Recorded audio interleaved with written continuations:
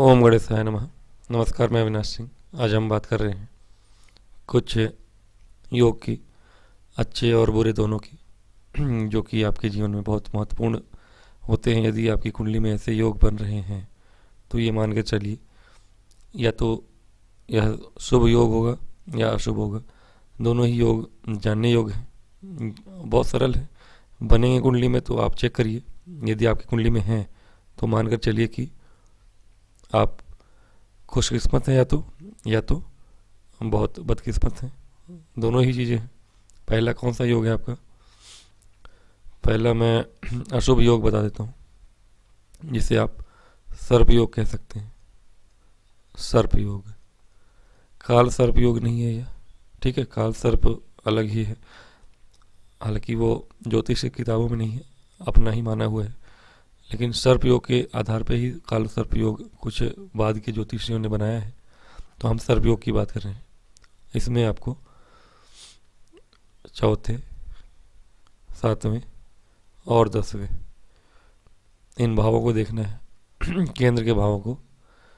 यदि इन भावों में, या मेष लग्न की राशि है तो इन राशियों में भी, या इन भावों को देखिए।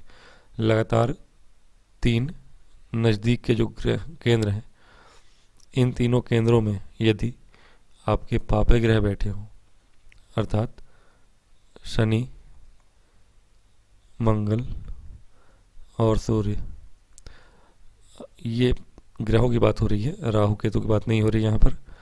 तो शनि, मंगल और सूर्य, यदि ये तीनों इन तीनों भावों में, केंद्र के भावों में लगातार बैठे हों, तो यह एक सर्प की आकृति, माला की भी आकृति होती है, लेकिन माला योग भी बताऊंगा मैं। तो ये तीनों बैठे हैं तो ये आपका सर्प योग बन जाता है। बहुत सामान्य योग है, बहुत सी कुंडलियों में बन सकता है। इसमें होता क्या है प्रॉब्लम, चूँकि यह क्रूर ग्रह हैं, तो क्रूर ग्रह आपके माला योग या सर्प योग अगर बना रहे हैं तो ऐसा जातक जो होता है थोड़ा प्रकृति का क्रूर होता है। क्रूर ग्रह से बनने वाला या पाप ग्रह से बनने वाला योग है, तो क्रूर व्यक्ति होगा ऐसा जातक जो होगा, क्रूर होगा, लेकिन चालाक भी होता है। चालाक या कुटिल कह सकते हैं इसको, राहु वाली बुद्धि, कुटिल बुद्धि, कुटिलता होती है इनके अंदर, लेकिन क्रूरता भी होती है। और लेकिन ये लोग परेशान होते हैं जीवन में, अक्सर दीनहीन होते हैं, दीनहीन, और दूसरों के ऊपर आश्रित होते हैं, दूसरों पर आश्रित होते हैं।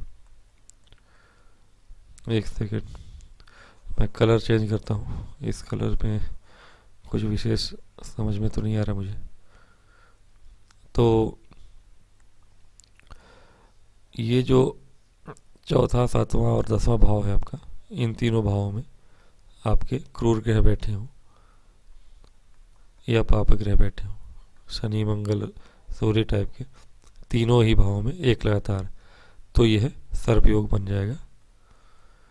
जैसा कि मैंने बताया, ऐसा जातक जो होता है क्रूर होता है और मूर्ख भी होता है। चालाक और कुटिल, मतलब चालाक और मूर्ख, ये दोनों कैसे हो सकता है? आदमी होता है मूर्ख, यानी जीवन में सही निर्णय न लेने वाला मूर्ख होता है।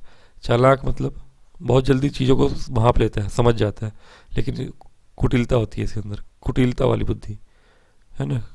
कुटिल होता है ऐसा जातक, और दीनहीन रहता है, परेशान रहता है सदा।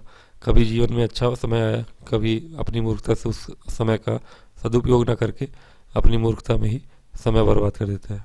अब यहीं पर यदि इन्हीं तीनों भावों में या राशि में, अगर मेष लग्न का है, या फिर इन तीनों केंद्रों में, नज़दीक के तीनों चौथे, सातवें और 10वें केंद्र में यदि एक लाइन से पाप ग्रह के साथ शुभ ग्रह बैठे हों, यानी बुध, शुक्र और गुरु,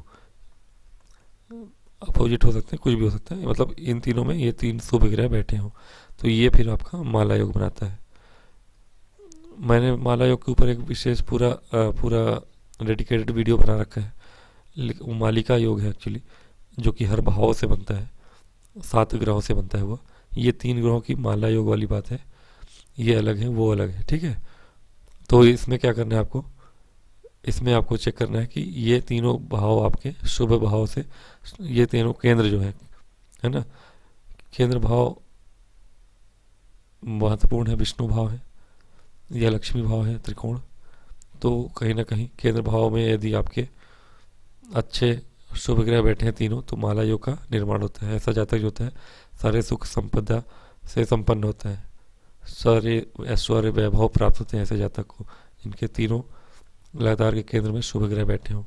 धन धान्य पुत्र पौत्र स्त्री जातक, स्त्री सभी से सुख संपन्न होता है ऐसा जातक, सदा प्रसन्न और खुश रहने वाला होता है।